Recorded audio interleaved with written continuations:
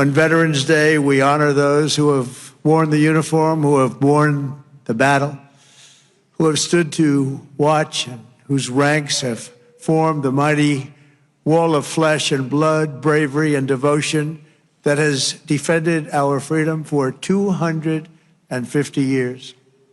Today, to every veteran, we love our veterans, we say the words too often left unsaid. Thank you for your service. Thank you very much.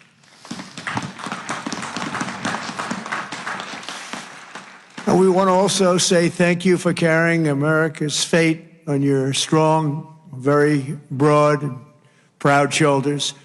Each of you has earned the respect and the gratitude of our entire nation. We love you, we salute you, and we will never forget what you have done to keep America safe, sovereign, and free. Thank you very much.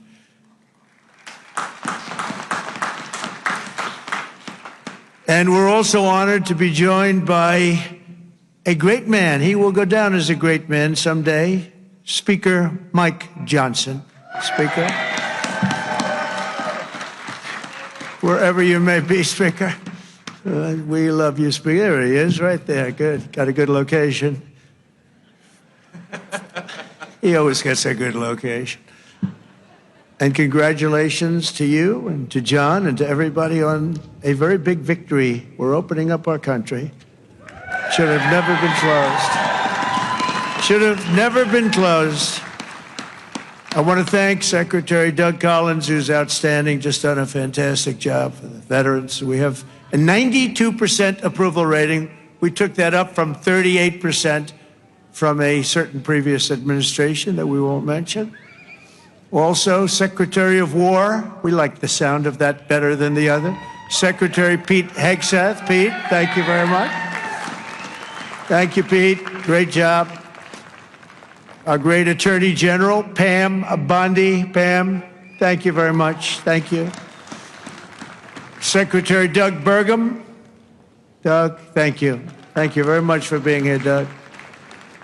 The #1 energy person anywhere in the world, acknowledged. I was amazed that he took the job, and he did it without hesitation. What he gave up, what Doug gave up, what all of them gave up, nobody would ever know, but Secretary Chris Wright, #1 anywhere in the world, acknowledged. And drill, baby, drill, Chris, right? Drill, baby, drill. The energy prices are way down, and they're going further. Secretary Linda McMahon, Education, moving education back to the states, Linda, right? Getting it back to the states where it belongs. Secretary Lori Chavez DeReamer, thank you, Lori, very much. Director Russ Vogt. Director, thank you. What a good job he's doing. Cutting, but fairly cutting. Director Tulsi Gabbard. Thank you, Director. Ambassador Jamieson Greer, what a job he's done. We've taken in trillions of dollars in tariffs, and we want to keep it that way. It's been good for our country, I can tell you, including national security. General Dan Kane. General, thank you. He's a real general. And congratulations on wiping out the nuclear capability of Iran in about a matter of seconds once they got there. They traveled a total of 37 hours, but once they got there, they were very quick. And also to many other very distinguished guests. We have an amazing group of people. I'd like to name every one of you, but I think a lot of people would be upset. It's a little cold. The pages of American history are filled with the tales of titans, icons, innovators, and trailblazers who built this country into the greatest, most ambitious, and most prosperous nation the world has ever seen. And we brought it to new levels. I'll tell you, we were going in a direction for a period of time, but we've never been hotter than we are right now. This is the hottest country anywhere in the world.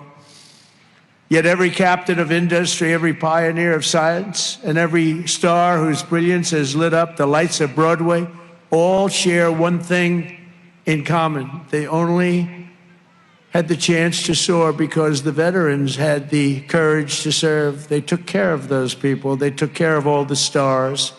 The stars that you read about wouldn't be here without our veterans. Everything we have, everything our country has achieved has been purchased by the muscle, spine, and steel of the United States military.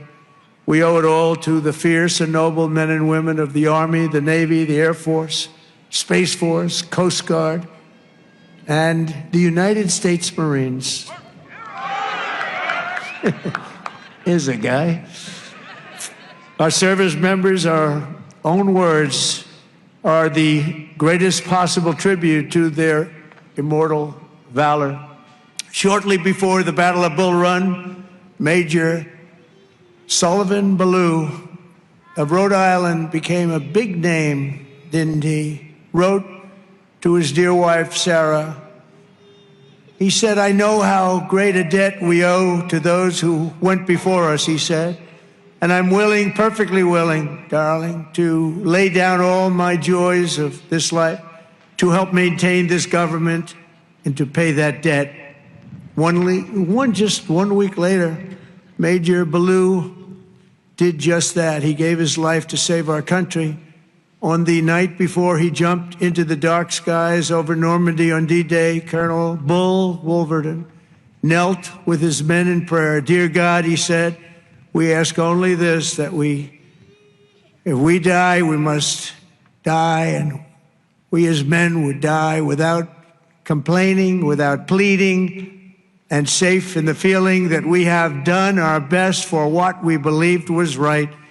We must do what is right." Colonel Wolverton, too, died for us so bravely in battle. Today, we remember with overwhelming gratitude the more than 1 million American service members who have made the supreme sacrifice and laid down their lives for the good old USA.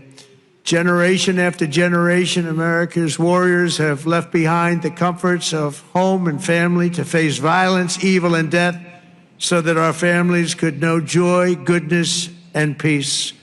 We honor them so strongly.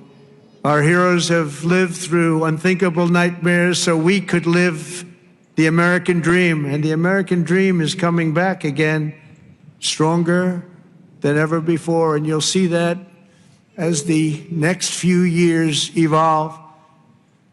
They have volunteered to give their last breaths to all of us so that we could breathe free.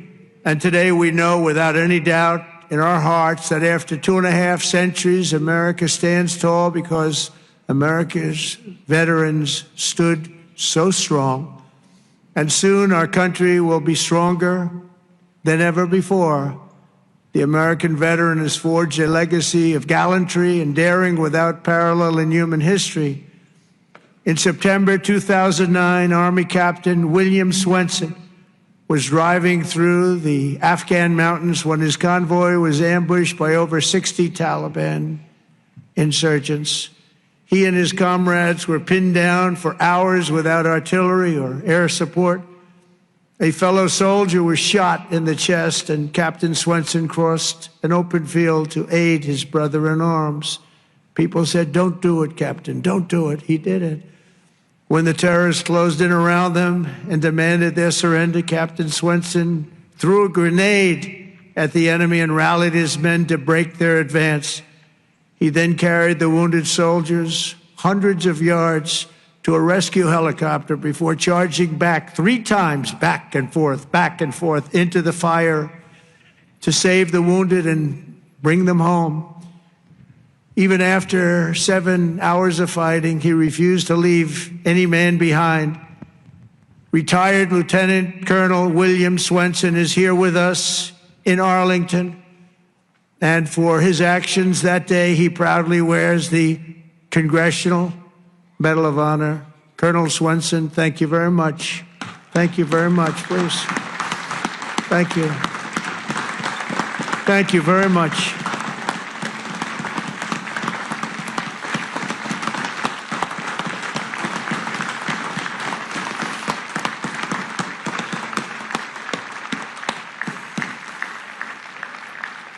The ultimate honor. Thank you. Another person who shows the Medal of the American Veteran is Dale Stovall.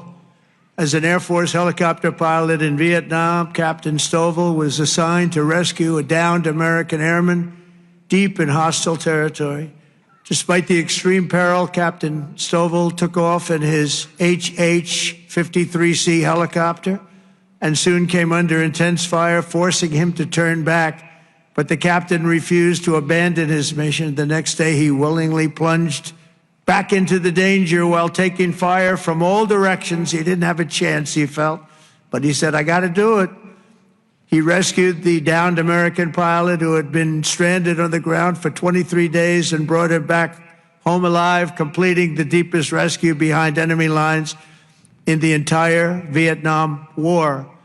For this and 11 other harrowing rescues, he was a brave guy. Dale received the famous Air Force Cross and the Distinguished Flying Cross and 2 Silver Stars, making him the 4th most combat decorated Air Force Academy grad of all time. He retired as a brigadier general after 31 years of service. General Stovall, you are a legend. Please, thank you. General Stovall. Thank you very much. Thank you. You look good, General. You look, I wish I looked that good. You look good. Thank you very much, General. America's warriors never quit, never surrender. They fight, fight, fight, and they win, win, win. That's what we do. We win battles. As you know, today is not only Veterans Day, but it's my proclamation that we are now going to be saying and calling Victory Day for World War I. Victory Day. You know, I was recently at an event and I saw France was celebrating Victory Day, but we didn't. And I saw France was celebrating another Victory Day for World War II. And other countries were celebrating. They were all celebrating. We're the one that won the wars. And I said, from now on, we're going to say Victory Day for World War I and World War II. And we could do for plenty of other wars, but we'll start with those 2. Maybe someday somebody else will add a couple of more because we won a lot of good ones. But when I see other countries celebrating Victory Day, I watched it. I watched UK, I watched Russia. They were celebrating Victory Day, World War II. And I said, we got to have a Victory Day. Nobody even talked about it in our country. But from now on, we're going to be celebrating Victory Day for World War I, for World War II, and frankly, for everything else. Under the Trump administration, we're restoring the pride and the winning spirit of the United States military. That's why we have officially renamed the Department of Defense back to the original name, Department of War. And remember, we won World War I, we won World War II, we won everything in between, we won everything that came before. And then we brilliantly decided to change the name of this great thing that we all created together. And we became politically correct. We don't like being politically correct. So we're not going to be politically correct anymore. From now on, when we fight a war, we only fight for one reason, to win. We fight to win. Then under my leadership, we're also fighting for the great veterans who have always been there for us, and especially when we needed them and needed them most. In 9 months, the Trump administration has cut the backlog of VA benefit claims in half. That's a big achievement, and Doug is going to get it down to 0. During the Biden administration, the backlog exploded like we had never seen before, and I'm going to eliminate 100% of that backlog. We're moving at that pace, and already we've processed more than 3 million backlog claims, the most of any year in the history of the VA. We've added more than 1 million extra service hours across the VA centers, and we've opened 20 new facilities in 13 states, something that people said just not possible to do. We also have brought back VA choice and VA accountability, taken away by the Biden administration, so that when you have to wait online, you go out and you get yourself a doctor. We pay for the doctor if you have to wait. And the other thing is we fired thousands of people who didn't take care of our great veterans. They were sadists, they were sick people, they were thieves, they were everything you want to name, and we got rid of over 9,000 of them. And then when Biden came in, he hired them back, many of them. But we got rid of them. And I think we got rid of them permanently. We replaced them with people who love our veterans, not people who are sick people. We're also confronting the challenge of veterans' homelessness. And earlier this year, I signed an order establishing the National Center for Warrior Independence to house up to 6,000 veterans in need. And we will not stop until we have ended the tragedy of homeless veterans once and for all. I'd see in New York where people that came into our country illegally, they came in illegally, would be put up in hotels, and veterans would be sitting on the sidewalk outside of that hotel where these other people are put in. And many of the people that came in were put in from prisons. They were murderers. They were drug dealers. They were people that we didn't want in our country. They were staying in hotels, luxury hotels, and our veterans were sitting on the sidewalks watching them go in. I said, that's never going to happen under this administration. I also signed the VA Home Loan Program Reform Act, because no veteran should be kicked out of their home for what they call a late payment. It's not happening. And I'm pleased to report that since January, the veterans' unemployment rate has fallen by more than 26%. That's amazing. Work hard on that.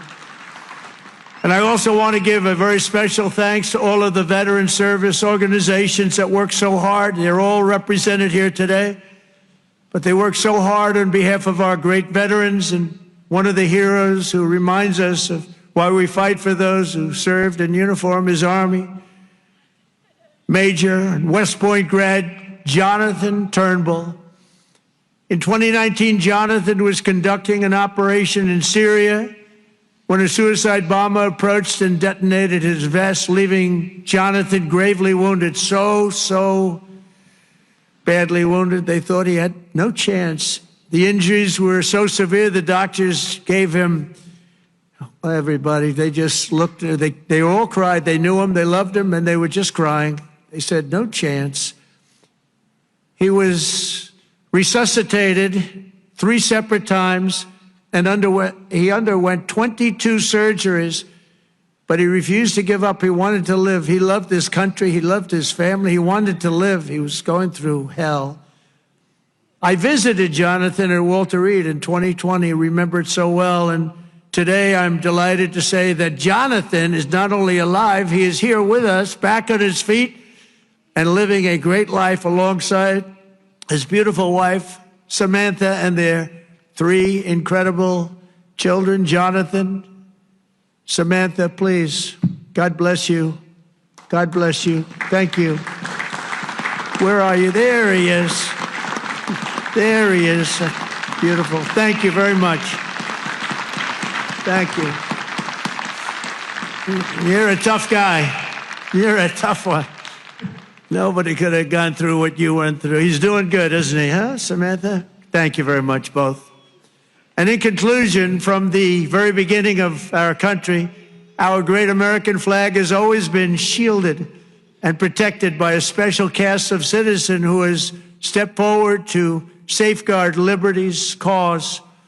When danger came, when duty called, when Almighty God asked, who had the will and the strength to defend the land of the free, each and every American veteran stood up and said, here I am, send me, here I am. They've come from every corner of this nation, from the cornfields of Iowa to the hills and valleys of California, from the steel towns of Pennsylvania to the vast plains of Texas, from the banks of the mighty Mississippi to the 5 boroughs of New York City. With selfless commitment and unyielding conviction, They made themselves America's ramparts and became the shield between our homeland and those who would do us harm. With everything they had, they did one thing above all else. They put America first.